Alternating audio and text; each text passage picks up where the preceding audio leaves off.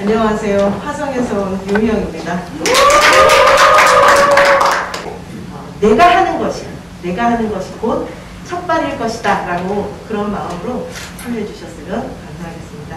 패널들은 소개하지 않겠습니다. 앞에 다 강의하셨고, 무엇보다 여기가 우리 연주자님이 이야기를 하실 때는 뭐 파이적인 반응이 나올 거라고 기대하며 토론을 진행해 보도록 하겠습니다.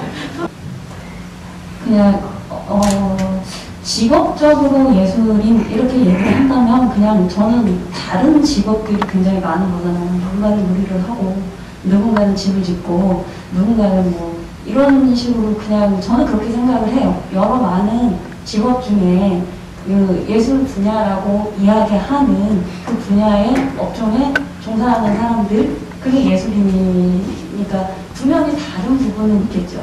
그런데 그렇게 일반인과 예술인과 다르다라고 얘기할 때는 어감상 좀 그런 것 같아요.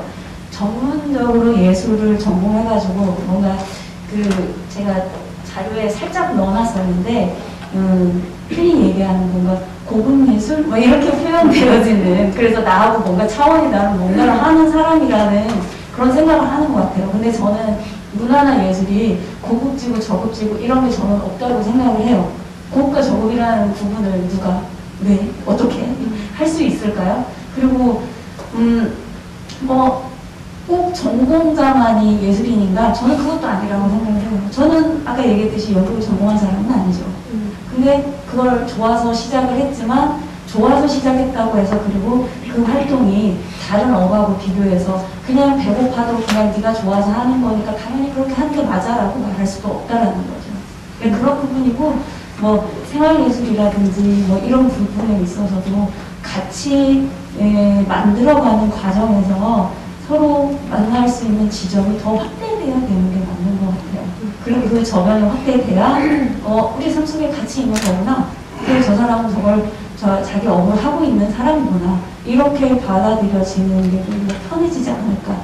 직업적으로 충분히 그렇게 이해도 저도 하고 있는데요. 제가 지금 질문을 드리는데 그냥 좀 느낄 때 예술하는 사람, 예술인 그러면 뭔가 좀 다른 것 같아요. 형이상학적인 뭔가 사고를 가지고 예술성이라는 거에서 특별하게 느껴지니까 다르다고 하는 거지, 그게 저급 고급은 아닌 것 같아요. 그 나와 다른 능력을 가지고 있으니까 특별할 것 같아, 이렇게 저는 느껴지거든요. 그런 거에 대해서 좀 예술에 대한 개념적으로도 참 많이 좀 일반인과 예술을 어떻게 느끼고 있는지 궁금했거든요. 자, 그러면 이쯤에서 방금 전에 그 열강의 도가니를 일으키셨던 장본인이자 프라의 대가이신 이분의 직접 얘기를 듣는 것이 가장 옳은 방법이 아닌가 생각합니다. 안녕하십니까. 낯선 시간에 한도영입니다. 들려요? 혼자 사는 되겠죠? 네, 들립니다. 제가 질문을 제대로 이해하는 게 맞다면 말씀을 드려보고 싶은 게 있는데, 어느 분야나 전문가는 있죠. 저희가 보통 항상 업계에서 얘기할 때 5년을 하면 전문가로 쳐주는 게 있어요. 회의를 산정을 할 때, 제가 예술 감독으로 축제를 기획하고 행사를 기획하고 있어서 저희가 5년 이상을 했을 때 이 사람을 전문가로 봐주고, 그리고 방송을 나왔을 때 일단 단가 기준이 있는데, 어느 도자기 아니면 어떤 책상을 만드는 일, 어떤 모든 거에 전문가가 있잖아요. 예술가 전문 분야가 있는 전문가들인 거죠. 예술 분야에서. 근데 이제 그 장인의 영역에 들어선 분들이 계세요. 예술가들 중에 장인의 영역으로 가는 분들이, 안 가는 사람들도 있고, 그리고 두 번째가 자신만의 색채가 독특한 사람들이 있어요. 특히 예술활동.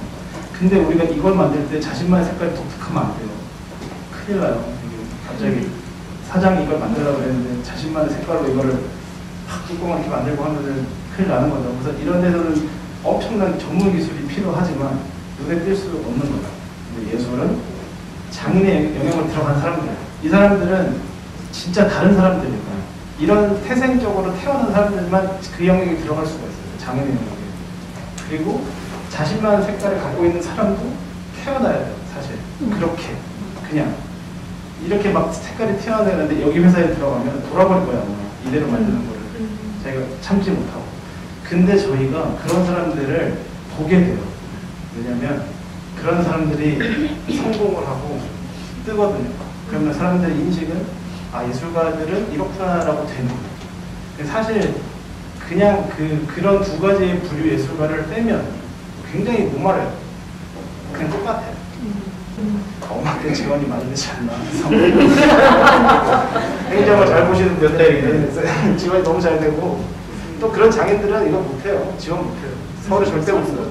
맞아요. 서울 못 쓰고 앉았어요. 12시간 동안 해야 되는데. 그럼 지금 중요한 얘기 해주셨는데요. 대한민국의 무형문화재들이 한 달에 받는 보수가 그렇게 많지 않습니다. 그런데 무형문화재도 받지 못하는 금액을 전수자들이라고 받겠냐는 거죠. 아까 이제 방송국에서 5년 정도 같은 분야에 일하는 정도를 이렇게 증명할 수만 있으면 어느 정도 이제 인정을 해준다든가 이런 내용인데, 이 부분은 이제 예술가뿐만 아니라 다른 영역도 거의 대부분이 마찬가지인 측면이 있어요. 그러니까 기본적으로 이 가불관계가 형성이 된다는 거죠. 그러니까 기본적으로 돈을 갖고 있는 사람은 그렇지 않아요. 이게 이제 오늘날의 문제도 아니고 17세기, 16세기에도 미술하는 사람들, 특히 음악하는 사람들, 후견인을 주느냐 못 주느냐, 그리고 후견인의 마음에 드느냐 안 드느냐, 이 부분에서 내가 순수하게 갈 거냐, 후견인의 마음에 드는 공감적 요소를, 흥행 요소를 넣어야 되느냐, 여기서 스스로의 자존심에 대한 고민도 많이 해왔고, 그런데 끊임없이 지금도 이어지고 있는데, 사실은 우리가 조금 더 고민해보는 필요가 있는 게 이 생활예술인과 전문예술인, 그 다음에 정말 장인의 영역, 우리가 이거를 어떻게 구분하냐면 주로 서양식의 카테고리형 부분에 너무 익숙해져 있어요. 그러니까 일종의 종속과목 강문계, 그러니까 생물학적 분류처럼 예술도 분야별 분류를 해요. 근데 이 방식이 예를 들면 19세기 같으면 맞아 떨어지지만 오늘날 같으면 이 연극만 하시겠어요? 아니에요. 다른 장구도 치시고 막 한단 말이에요. 그러니까 이런 영역들을 넘나들어가면서 이렇게 콜라보하고 퓨전이 나타나고 이런 상황 속에서 과연 그런 카테고리식의 예술 분류, 그거에 맞추어서 법제를 만들어가는 방식보다는 오히려 레이어 방식으로 가는 것이 좀 더 바람직하지 않을까. 그런 것들을 그런데 이제 너무 그 레이어를 예를 들면 인간 문화재급, 뭐 밑에 무슨 전수자급 이렇게 하는 순간 그것도 또 결국은 행정편의적인 개념인 거거든요. 그래서 이제 법제적으로나 아까 그 방송국이 그래도 좀 야한 편이에요. 저희 같은 경우 더 리얼한 게 저희는 이 사람이 박사냐 석사냐 뭐냐. 예, 그러니까 사실 뭐 훨씬 더 잘하는 사람이 박사님이 아닌 경우도 많고, 요즘 교수님의 경쟁력보다 일반인들의 강의 경쟁력이 훨씬 높은 경우도 거의 대부분인데, 그래서 점점 줄어들어요. 교수님들 찾는 게. 이게 뭐 이렇게 통계적으로 나타나는 거죠. 과연 이거를 어떻게 우리가 제도 안에서 말씀하신 그런 수준에 맞게 이해되어지고 당연시 되어질 수 있게끔, 결국은 이제 그 커리어들이 공적인 영역에서, 아까 공문화란 말을 제가 잠깐 썼는데, 이 데이터로 드러날 수 있는 것들은 어느 정도 포괄적으로 모두가 이해하고 가자는 거죠. 저서, 또 사회적 활동 같은 것들이 이제 노출, 그 다음에 실제로 그것들 경험했던 사람들이 왜 그 상품 평할 때 평가들이 있을 거 아니에요. 그런 것처럼 이런 것들이 총괄적으로 이제 만나되어지는 어떤 그런 부분들이 지금은 얼마든지 구할 수 있거든요. 단지 그거를 서류상으로 법제로 이 영역에만 돼. 예를 들면 학교 같은 경우는 무조건 학위에 대한 걸 엄청 신경 쓴다든지 그런 것들을 깨고 전반적으로 우리가 검증할 수 있는 사회적인 모든 것들을 좀 넓게 수용하고 그런 것들을 이해하는 방식으로 제도권이 빨리 바뀌어야 되고, 그런 것들이 이런 법제에 이게 언급되어지면, 예를 들면 지금도 분명히 돼 있거든요. 무슨 강사급, 무슨 공연급, 그러면 밑에다가 이런 사람 혹은 그와 비슷한 급 이렇게 해서 하는데, 그거를 해석하는 사람들이 갑이기 때문에 그 해석을 계속 그와 같을 것을 넓게 해석하면 되는데, 이게 피감기관적인 개념들 때문에, 혹은 여기 의원님들도 계실 수 있고 출신도 있으신데 그런 분들이 이제 난도질을 하는 거죠. 그럼 과연 예술인은 무엇을 할 것이냐는 거죠. 지역사회를 위해서. 그죠? 그럼 그들을 보호하는 거는 누가 보호를 하고 육성을 하고 유지를 시키고 확장을 시킬 것인가.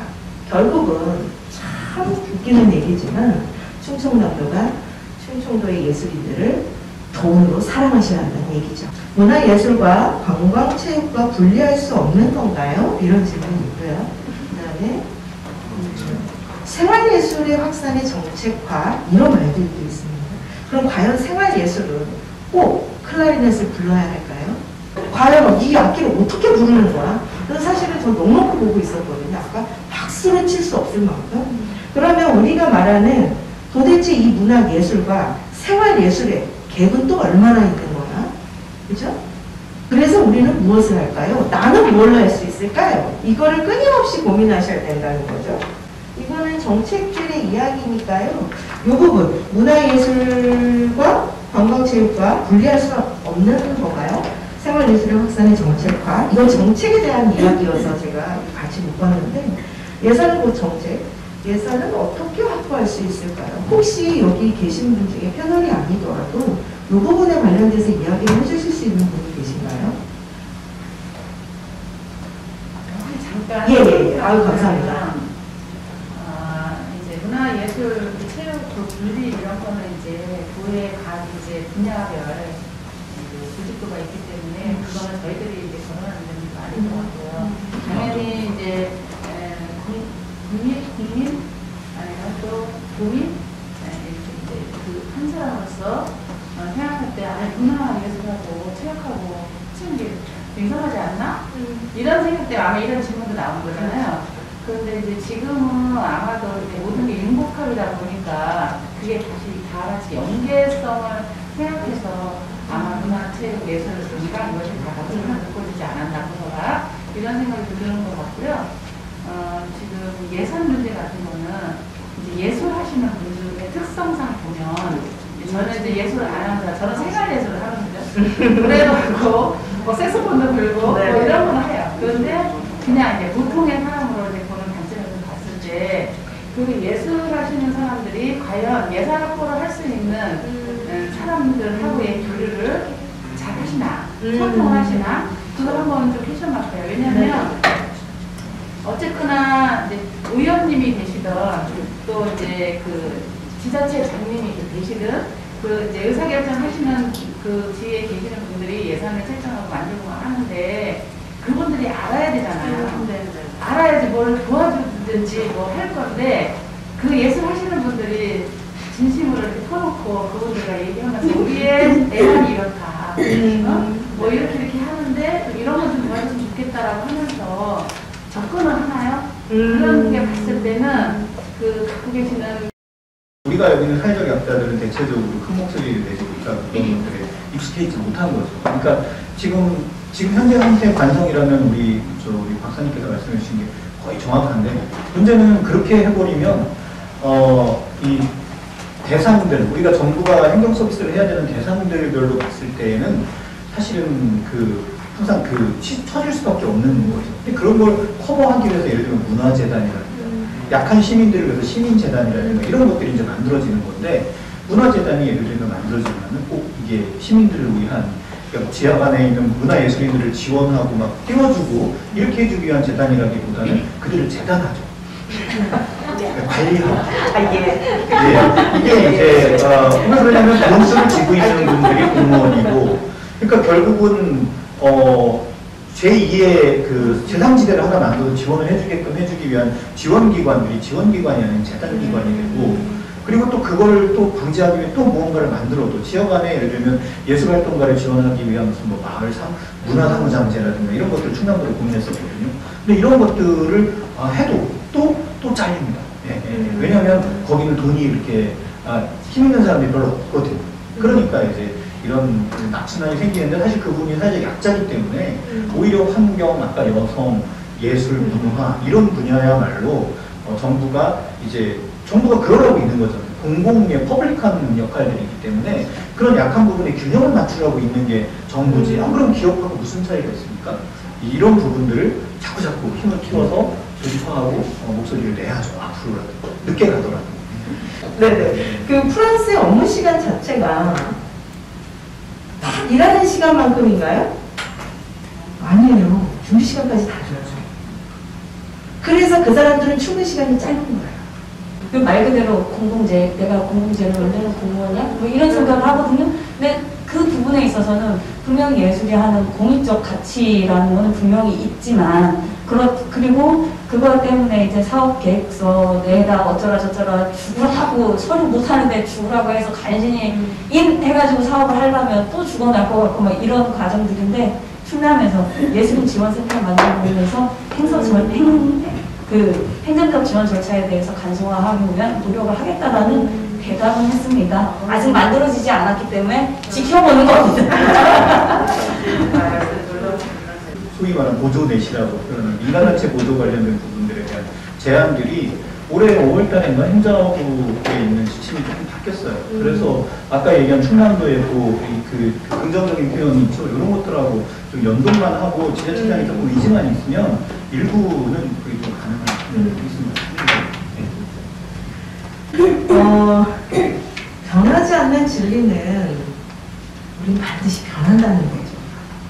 그죠? 네, 아주 중요한 얘기했어요. 우린 분명히 변합니다. 반드시 좋은 쪽으로. 그죠? 우리가 오늘 모여서 이렇게 이야기하고 나누고 사실은 말로 다 표현되지 않았지만 이 가슴에서 느꼈던 이런 것들이 분명히 어제보다는 다른 세상을 위해서 한 발자국 더 나아가는 귀한 시간이었으리라는 생각을 다시 한번 하게 됩니다. 오늘 마지막까지 토론에 참여해주신 모든 분들 너무나 감사하고요. 우리 1시부터 정말 너무 많이 애썼는데요. 모두 본인을 위해서 오늘 박수 치면서 마치겠습니다.